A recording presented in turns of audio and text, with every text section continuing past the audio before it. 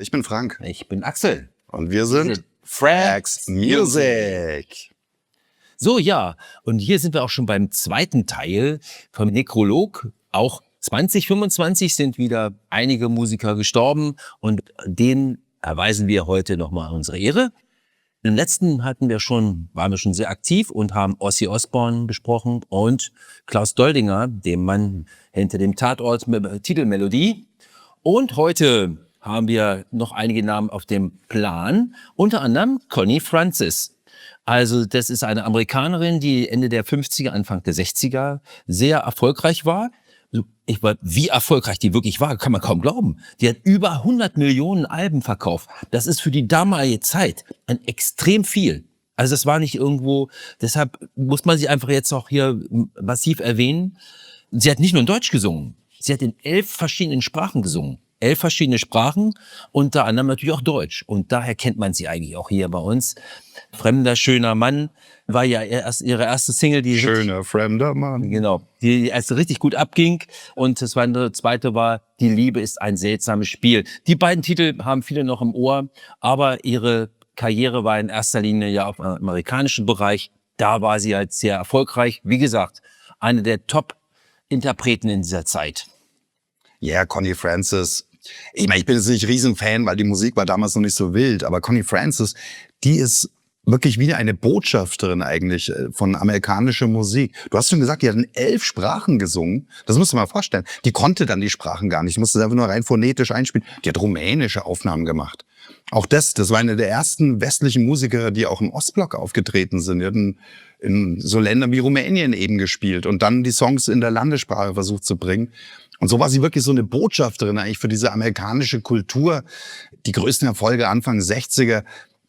Ja, man kann die auch auf so einer Rock'n'Roll-Party, kann man durchaus auch mal was von Connie Francis spielen. Stupid Cupid war doch auch noch hier genau, ein Riesenhit von ihr. Ja, genau, richtig. Und da gab's auch noch einen Film, in dem sie auch die Hauptmusik gemacht hatte. Where the Boys Are hieß das. Also das war wohl offensichtlich auch ein relativ bekannter Film, also Kinofilm. Und da war sie dann in der nicht in der Hauptrolle, sondern hat sie den Haupttrack geliefert. Das war ihr Job, das sie gemacht hat. Connie Francis hat auch ein hohes Alter erreicht, wie offensichtlich, wenn die in den Anfang der 60er schon ihre Prime hatte. Ja, 87 Jahre ist sie geworden. Ja. Mhm. Ich werfe mal einen Namen in die Runde, den kennt vielleicht nicht jeder. Das ist so ein Musiker aus der Kategorie What If? Was wäre, wenn? Und ich möchte euch hier Terry Reid vorstellen. Terry Reid, englischer Sänger. Und ich sage euch, Leute, wenn ihr den mal singen hört, das ist eine der großartigsten Stimmen, die es in diesem ganzen Rock'n'Roll-Zirkus überhaupt gibt. Jimmy Page, damals noch bei den Yardbirds, hatte schon das Projekt für eine neue Band. Und die neue Band sollte Led Zeppelin werden. Und der hatte eine klare Vorstellung, Jimmy Page, wie dieser Sound sein sollte. Und der Sänger, den er gerne haben wollte, das war Terry Reid. Aber Terry Reid hat abgesagt. Hat gesagt, nö, glaube ich nicht wirklich dran. Ich habe vielleicht was Besseres zu tun. Ich setze auf meine Solo-Karriere. Ob die Story dann gut ausgegangen ist, ich weiß nicht, weil Led Zeppelin wurden eine der größten Bands überhaupt mit unfassbarem Erfolg. Aber ich glaube, es ist auch Terry Reids Charakter, denn später in seiner Karriere, irgendwann in den 70ern, hat er auch nochmal das Angebot abgelehnt von Ritchie Blackmore, Sänger von Deep Purple zu werden. Eine weitere Megaband. Da denkst du, was kann das für ein Typ sein, der sich das leistet, 2 solche Angebote auszuschlagen? Und ja, wenn ihr ihn hört, dann versteht ihr, wo das Selbstvertrauen herkommt. Der hat halt dann solo seine Sachen gemacht, ist in die USA gegangen, hat dann so West Coast Musik in den 70ern gemacht, also so vom Sound her, und hat einfach eine Wahnsinnsstimme. Martin, sein Spitzname war Superlang. Die Superlunge, so hat man ihn genannt. Das hat wahrscheinlich zu tun, weil einer seiner größten Hits war Superlang, My Supergirl. Das könnte man schon mal vielleicht im Radio auch gehört haben. Und ja, halt einfach, weil der so ein Gesangesvolumen hat. Der ist die Superlunge. Ja? Und noch einen Anspieltipp würde ich euch geben von Terry Reid, Seed of Memory, einer meiner absoluten Lieblingssongs. Der hat wirklich diesen West Coast Sound verinnerlicht und eine unfassbare Stimme. Terry Reid ist am 4.8. gestorben und wurde 75 Jahre alt. Ja, und ich muss leider dieses Jahr einen für mich wesentlichen Namen nennen, Andreas Martin. Der hat uns leider schon sehr früh verlassen. Das ist jetzt nur 72 geworden. Das ist ja eigentlich gerade für Musikschaffende nicht unbedingt ein großes Alter. Aber es liegt vielleicht doch daran, dass er gerade in den letzten Jahren wirklich sehr viel Pech hatte. Seine Frau hatte sich ja selber umgebracht und er ist dann auch psychisch labil geworden ist, in psychischer Behandlung gewesen. Gut, wer ihn nicht kennt, 82 hatte er seinen ersten großen Hit. Das war Amore Mio. War auch ewig und 3 Tage noch in der ZDF-Hitparade. Das kenne ich noch, ja. Der ZDF-Hitparade war da auch ständig zu sehen. Dann hat er noch den Grand Prix Eurovision, dass er da beim Vorentscheiden, also auch mal immer wieder mit dabei war. Also der war schon richtig gut dabei. Du bist alles Maria. Maria gehörte auch zu einem seiner Erfolge. Und dann hat er, das ist immer was Besonderes, wirklich. Er hat nach all den Jahren, wo man eben auch nicht mehr so viel von ihm gehört hatte, noch mal richtig einen abgeschossen und das war Ich fang dir den Mond. Das war 2007 und da war sein letzter, also größerer Hit. Er hat aber sehr viel auch geschrieben für andere. Also ohne ihn würden wir wahrscheinlich auch Wolfgang Petri nicht kennen. Also weil er hat damals dafür gesorgt, dass er zu einer Plattenfirma kam. Also es war wirklich was Außergewöhnliches an der Stelle, weil normalerweise macht man das unter den Musikern nicht unbedingt so, dass man jemanden weiterempfiehlt. Aber er hat wohl das Gefühl gehabt, der hat das Zeug zu wirklich mehr, ja. Ja, er hat noch geschrieben für Juliane Werding, das soll man auch nicht ganz vergessen, und Nino D'Angelo. Also er ist wirklich gut im Schlagergeschäft gewesen. Dann hat sein Sohn vor 5 Jahren angefangen, auch in seine Fußstapfen zu treten. Stimmlich auch sehr ähnlich. Also viele, das konnte man daran feststellen, es gab nämlich ein Duett. Und da komme ich jetzt sozusagen als Autor mit ins Spiel, denn ich habe für dieses Duett, wir fangen von vorne an, habe ich den Titel zusammen mit dem Produzenten geschrieben. Und ja, das lief auch wirklich sehr gut noch. Daran merkte man, auch seinen Namen kennt man wohl doch noch. Also nach all den Jahren, wenn man überlegt, sein erster Hit 82, haben wir dann doch über 40 Jahre noch dahinter. Also schon was Besonderes, seine Karriere. Ja, und dieser Titel, wir fangen von vorne an, hat ganz gut reingehauen, war schön in den Rundfunkcharts, also kann mich nicht beschweren. Prima Sache. Ja, und leider hat es ihn dieses Jahr erwischt. Krass, den Namen hatte ich überhaupt nicht auf dem Schirm. Aber jetzt, wo du es erzählst, zieh dich nicht aus, Amore Mio. Da kann ich mich erinnern. Als Kind hat mich das schon so gehuckt, so Fantasy. Ja, heftig. Ja. So, ich habe noch einige Namen hier auf meiner Liste stehen. Es gibt wirklich noch ein paar Superstars, die wir noch gar nicht erwähnt haben. Und es gibt auch noch ein paar, die nicht ganz so im Vordergrund stehen. Und ich kick jetzt mal den Ball wieder weit zurück in die 60er Jahre und schmeiß mal hier rein Viv Prince. Viv Prince ist Schlagzeuger gewesen bei den Pretty Things. Und das ist einer von den Typen. Pretty Things, das ist wirklich ganz frühe Beatzeit. Also Viv Prince, der war auch nur die ersten 2 Jahre bei der Band. Wir reden hier von 1962, 63, als es erst so richtig losging mit der Beatmusik. Und die Pretty Things, eine Band, die schon Anfang der 60er so einen ganz schlechten Ruf hatten. Da gab's immer schlechte Presse, das sind Rabauken und wie man damals halt Rocker und Leute halt bezeichnet hat. Und es lag viel auch an Viv Prince. Der war hauptverantwortlich für den schlechten Ruf von der Band. Der war Schlagzeuger und der ist wirklich ein wilder Typ gewesen. Der ist der Prototyp des Schlagzeug-Animals, wie in der Muppet-Show. Ja. Das war schon dem seine Art zu spielen. Auf der Bühne war wild. Aber irgendwann ist er dann oft auch aufgestanden und ist dann über die Bühne getigert, hat dann überall Chaos angerichtet und gestiftet. Ja. Ihr müsst euch vorstellen, Viv Prince, der ist später in seinem Leben bei den Hells Angels rausgeschmissen worden. Wegen seinem schlechten Benehmen. Das, finde ich, sagt schon einiges über diesen Typen. Wie hoch liegt da die Messlatte bei den Hells Angels, was schlechtes Benehmen angeht? Viv Prince hat diese Hürde gerissen. Ja. Das ist einer der wenigen, wahrscheinlich nur eine Handvoll Leute, die jemals rausgeflogen sind. Und der war aber als Schlagzeuger auch ein Vorbild. Unter anderem für Keith Moon, der dann Schlagzeuger werden sollte von The Who. Und den kennen dann alle. Und Keith Moon, der war eben auch so ein wilder Schlagzeuger. Auch so den ganzen Ausdruck, wie er das Instrument spielt.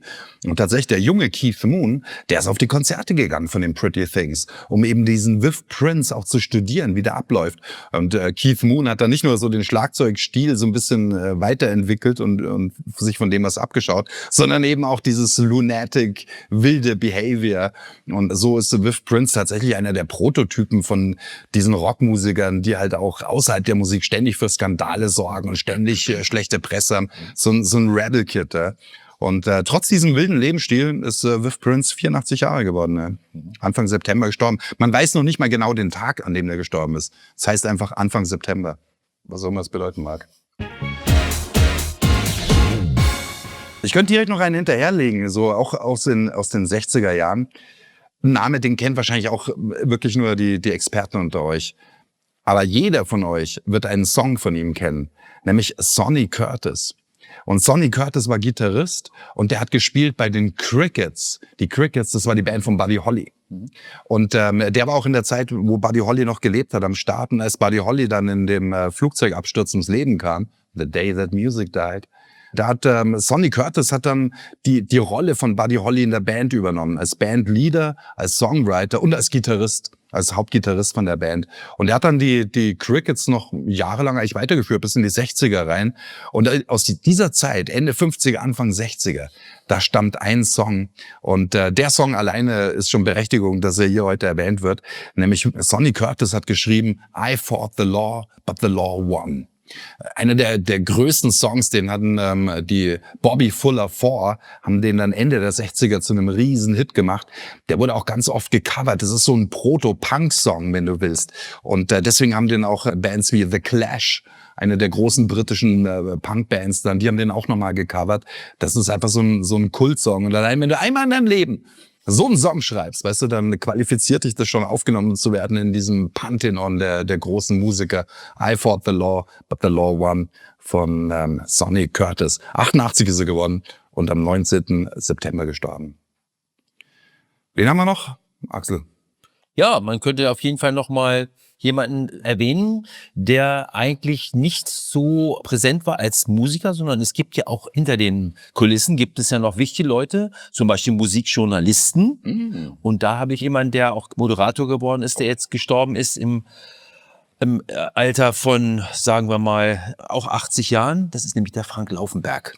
Frank Laufenberg, damals noch bekannt geworden, eben als TV-Moderator, Musikjournalist war er auch eben ganz stark. Und im SWR hat er noch eine Popshow gehabt. Das war seine Frank Laufenbergs Popshow, die kennt man eigentlich auch.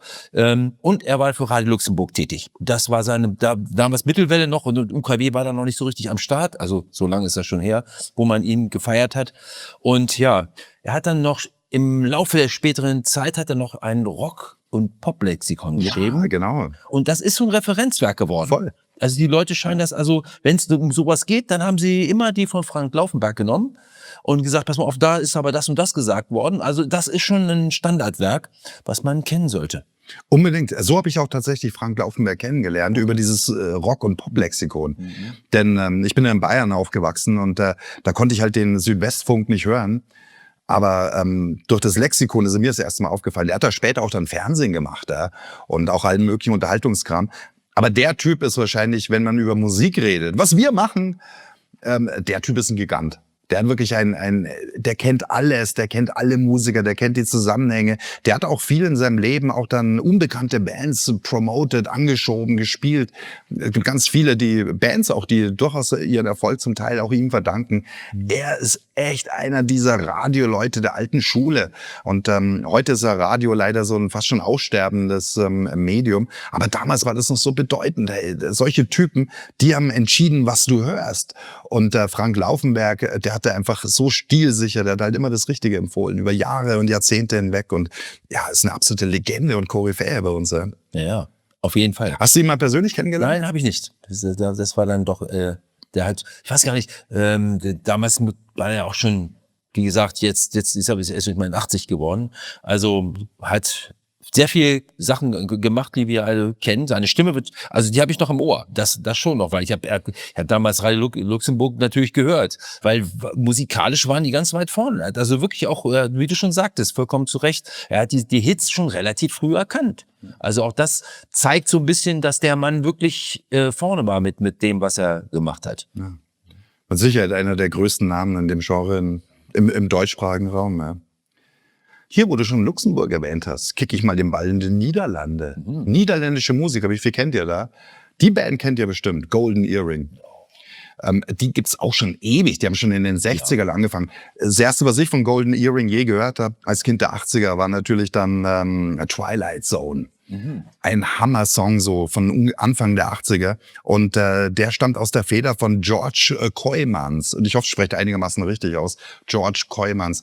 Und der war schon Gründungsmitglied von Golden Earring und war der Gitarrist der Band. Der hat auch dieses legendäre Teil, und das darf auf keiner Rockparty fehlen, Radar Love in den 70ern. Genau. Das ist die Gitarre von George Coymans. Ich meine, das ist wirklich einer der ganz großen Sachen. Aber daneben Twilight Zone ist es wirklich aus seiner Feder. Das ist sein Song mit diesem coolen Basslauf die ganze Zeit. George Coymans Golden Earring. Wenn du bei denen mal guckst, Diskografie, ey, die haben 20, 30 Alben gemacht, keine Ahnung wie viele. Die gibt's seit den 60ern. Und ich weiß nicht, ob es die immer noch gibt, aber die haben ewig gespielt. Und das ist eigentlich das Aushängeschild von Nederrock. Und George Coymans ist gestorben am 22. Juli. Golden Earring, Twilight Zone? Da als ich Tinte nicht, aber 80er? Radar Love natürlich. Ja. Aber Radar Love, ja, da bist du... Das war ja extrem, wird überall gespielt, stimmt. Twilight Zone habe ich nicht mehr so im Kopf. Ne? Oh, das ist so ein Song aus meiner Okay. Teenie-Zeit, 80er Jahre. So Noch viel, 80s. recht ein ganz langes Werk oder ist das nur ein Kürzerer? Also bei Ja, also da gibt's die Plattenversion, der Track geht über 7 Minuten, aber es gibt dann, glaube ich, auch noch eine gekürzte fürs Radio. Ja, genau. Aber es ist wirklich, war auch ein Riesenhit, also super erfolgreicher Song. Twilight Zone, Radar Love, das sind so die Anspieltipps von George Coymans. Soll ich noch einen hinterherlegen hier? Ja. Hier mal einen ganz großen Namen mal wieder. Jimmy Cliff ist gestorben. Jimmy Cliff ist wahrscheinlich einer von den großen Dreien aus Jamaika, was Reggae-Musik angeht. Klar, ganz oben ist Bob Marley. Dann würde ich Peter Tosh nennen. Und als dritten würde ich schon Jimmy Cliff nennen. Ein Typ, der auch schon in den 60ern angefangen hat als Ska-Musiker. Der Reggae kam ja nach dem Ska. Der Ska war zuerst. Und aus dem Ska hat sich der Reggae rausentwickelt. Wenn dann die Ska-Musik ein paar Takte langsamer sprichst, wenn man dann genügend geraucht hat, weißt du, dann kommt Reggae raus. Ja. Und Jimmy Cliff hat aber schon Ska gemacht und schon Anfang der 70er auch riesengroße internationale Hits gehabt, die ja dann auch in England schon erschienen sind, bei Island Records. Das war dann so ein englisches Label. Dort hat er dann schon veröffentlicht so Sachen wie You Can Get It If You Really Want, mega Nummer, The Harder They Come. Aber der hat dann auch in den 80ern nochmal einen Riesenhit gehabt. Und das war das erste, was ich als Kid von ihm gehört habe. Und zwar die Nummer Reggae Night. Mega kommerziell erfolgreich. Und der Song heißt Reggae Night, ist aber gar kein Reggae. Das klingt eher so ein bisschen nach Kool and the Gang, so Anfang der 80er, so groovy, ein bisschen Elektro auch schon. Und Jimmy Cliff, Hammermusiker. Interessant ist auch weil die auch stellvertretend ist für so viele Jamaikaner, so dem seine spirituelle Entwicklung. War anfangs auch ein Anhänger der Rastafari-Bewegung. Und hat sich aber da relativ schnell dann auch da rausbewegt aus Rastafari und ist dann war auch Christ, wie die eigentlich alle geboren sind in Jamaika, hat als Christ gelebt und ist dann zum Islam konvertiert, war dann Moslem und jetzt aber die letzten Jahrzehnte seines Lebens war er dann einfach, ich glaube, so hat er das selber dann genannt, ein universeller Freigeist. Also auch da so eine total interessante Entwicklung, die auch so ein bisschen diese Kulturentwicklung zeigt. Rastafari, Christentum, Islam ist ja bei vielen schwarzen Musikern und Künstlern in den 60ern, 70ern so eine Alternative vielleicht gewesen. Wir kennen alle Muhammad Ali, Cassius Clay, die Story. Ja, und Jimmy Cliff hat irgendwie alles durch. Und am Ende ist er rausgekommen, Universal Love. Jimmy Cliff, einer der Reggae-Giganten. Am 24. November ist er gestorben, im Alter von 81 Jahren. Jimmy Cliff? Ja, mir bekannt, klar, logisch. Ja, Peter Tosh hast du dazu genannt, auch wichtig. Auch dessen Musik war im Reggae sehr, sehr angesagt. Klar, Bob Marley, Legende, klar. Aber der ist ja auch schon ein paar Jährchen tot, ne? Ja, aber eben, was diese Typen halt auch gemacht haben, ist wirklich dieses Jamaika, diese Mucke zu einer Weltmusik zu machen. Ich meine, was ist das für eine Legacy? Weißt du, was das auch aus Sicht der Jamaikaner bedeutet? Da kommen dann Leute aus ihrer Insel und bringen eine Musik, die dann in die ganze Welt kommt und die auch eben so diese Vibes von Befreiung hatte und hat auch gut in den Zeitgeist gepasst der 70er Jahre, so weg von diesen Machtleuten sondern sich frei machen. Die Songs of Freedom, wie es Bob Marley gesungen hat. Ja, und da ist Jimmy Cliff eben auch ganz oben mit am Start. Wen haben wir denn noch auf der Liste? Ja, ich könnte noch mal einen Namen sagen, den auch wieder Deutschland sehr gut kennt. Das ist Anna R. von Rosenstolz. Die ist die jüngste auf unserer Liste. Ich denke mal, sie ist wirklich die jüngste auf unserer Liste. Wahrscheinlich haben es sowieso einige von euch schon mitgekriegt. Sie ist nur 55 Jahre geworden. Das ist so wirklich verdammt wenig. Aber letztendlich, ja, deshalb müssen wir sie halt heute auch hier besprechen. Ja, sie hat ja damals 91 schon mit Peter Plate der Rosenstolz gegründet. Die haben sich dann irgendwann mal auch getrennt, aber sie haben 5 Alben auf Platz 1 gehabt. Das musst du mal überlegen. Also so echt ein Riesen-Act hier in Deutschland, das kann man nicht anders sagen. Über 10-mal Gold und Platin. Das ist also wirklich, das ist herausragend, diese Karriere, muss man wirklich sagen. Um mal ein paar Titel zu nennen: Ich bin ich, Liebe ist alles, es tut immer noch weh. Das sind so die Titel, die man wohl am ehesten noch von denen kennt. Und weißt ja auch, die Schwulenbewegung war ja hellauf begeistert, wenn die unterwegs waren. Und die haben auch wirklich die großen Säle gefüllt. Das war schon was Besonderes. Und was die wenigsten wissen, Bundesverdienstkreuz gekriegt. Ach ja? Die Frau hat einen Bundesverdienst, aber nicht wegen der Musik, sondern wegen ihrem Kampf gegen AIDS. Ah, Also sie haben also noch ein Projekt gehabt, was sie da ganz groß raushängen lassen. Also es muss wirklich sagen, das muss man denen lassen. Sie haben sich da wirklich für eingesetzt. Und ja, schade, dass sie schon so früh von uns gegangen ist. Hatte die auch hatten Rosenstolz auch so einen internationalen Impact? Hat man die im Ausland auch wahrgenommen? Oder ist es wirklich rein auf den deutschsprachigen Ich Raum? denke mal, das war die deutschsprachige. Die haben halt in Deutsch gesungen. Ja, genau. Wobei, ey, du kannst auch mit deutschen Songs auch Nummer 1 werden. Nena, Ja, klar. Absolut. Keine Frage. 99 Luftballons. Genau, richtig. Und wir dürfen auch Rammstein nicht ganz vergessen, ne? Die ja auch weltweit extrem angesagt sind.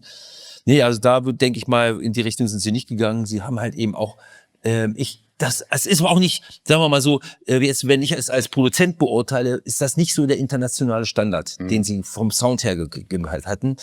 Peter Plate hat übrigens weitergemacht. Also der ist ja auch nach wie vor noch im Schlager tätig. Das wissen wenig. Also haben da doch irgendwie auch Schlagernamen gemacht. Das war einiges in der Richtung, wo hat er da auch noch nachgelegt. Also insofern, ja gut, die Rosenstolz wurde ja auch immer schon ein bisschen in die Schlagerrichtung auch gepackt, muss man ja auch dazu Die sagen. Grenze ist fließend. Mit einem Bein stehen genau, sie auf jeden richtig. Fall schon drüber. Ja. Ja, hey, vielleicht noch ein paar Namen, weil du gemeint hast, das ist vielleicht die jüngste auf unserer Liste. Da muss ich dagegen kontern, denn tatsächlich gab es auch ein paar jüngere Leute, die in diesem Jahr verstorben sind und manche von denen ganz groß. Sam Rivers, Bassist von Limp Bizkit. Oh. Ey, Limp Bizkit natürlich eine Riesenband, so New Metal, vor allem in den 2000ern mega erfolgreich. Sam Rivers war deren Bassist bei allen großen Alben und in ihrer besten Zeit am Start. Und der hatte auch schon lange gesundheitliche Probleme und der ist nur 48 Jahre geworden. Oh. Sam Rivers, gestorben am 18.10. Dann noch jünger, Patrick Walden. Sagt euch der noch was? Patrick Walden ist Gitarrist von der englischen Band Baby Shambles. Und die Baby Shambles ist auch ziemlich cool. Auch so 2000er, wenn ich mich recht erinnere, waren die gut am Start. Und er war der Gitarrist von denen.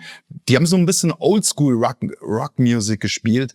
Letztens würde man wahrscheinlich sagen, so eine Indie-Rock-Band aus England. Und der war der Gitarrist und dementsprechend wichtig, auch als Songwriter. Und Patrick Walden ist nur 46 Jahre alt geworden. Und dann habe ich als letztens einen Namen, Axel, und da habe ich überlegt, soll man ihn überhaupt nennen? Aber ich denke mir, weißt du, es ist ja hier eine Sendung, wir erinnern an die gestorben sind. Und mit dem Tod sind alle gleich. Aber es ist so jemand, der ja fast schon eine Persona non grata geworden ist. Nämlich Ian Watkins, der Sänger von den Lost Prophets. Und Ian Watkins, der wurde dieses Jahr, der war im Gefängnis gesessen. Ich glaube, der hat sogar lebenslänglich gehabt. Auf jeden Fall eine sehr lange Haftstrafe. Denn der hat, ich kann es gar nicht genau alles aussprechen, aber der hat wirklich Vorwürfe von Kindesmissbrauch auf übelste Art und Weise. Und wir reden nicht davon, dass irgendwelche Rockstars, wie es auch in den 70ern war oder wie es auch bei Rammstein war, also Rockstars auch mal mit irgendwelchen minderjährigen Frauen Beziehungen haben oder auch Frauen mit Männern, egal. Das kann man beurteilen, wie man will, aber hier reden wir von was ganz anderem. Hier reden wir von schwerster krimineller Energie. Und dafür wurde er dann eben auch unglaublich lange ins Gefängnis gesteckt. Und der ist in diesem Jahr im Gefängnis dann von einem Mithäftling erstochen worden. Tragische Geschichte. Und ich habe überlegt, ob wir ihn erwähnen sollen oder nicht. Aber ich denke mir, weißt du, ja, am Ende ist der Tod auch ein großer Gleichmacher und das Werk bleibt. Und ganz ehrlich, Lost Prophets, wenn dir die Mucke anhörst, das war schon eine gute Band. Ja, und deswegen wollen wir auch ihn hier in die Liste wenigstens aufnehmen. 48 Jahre ist er geworden. Jo, das war's wieder. In diesem Falle haben wir den zweiten Teil auch. Jetzt kommt noch abschließend der dritte Teil, mit dem wir nochmal darauf eingehen, was wir hier schon gut angefangen haben. Ne? Und ja, deshalb würde ich sagen, schaltet wieder ein. Wir haben noch einiges vor uns, interessante Namen und interessante Geschichten dazu. Also, schaltet wieder ein, wenn es wieder heißt Frags Music.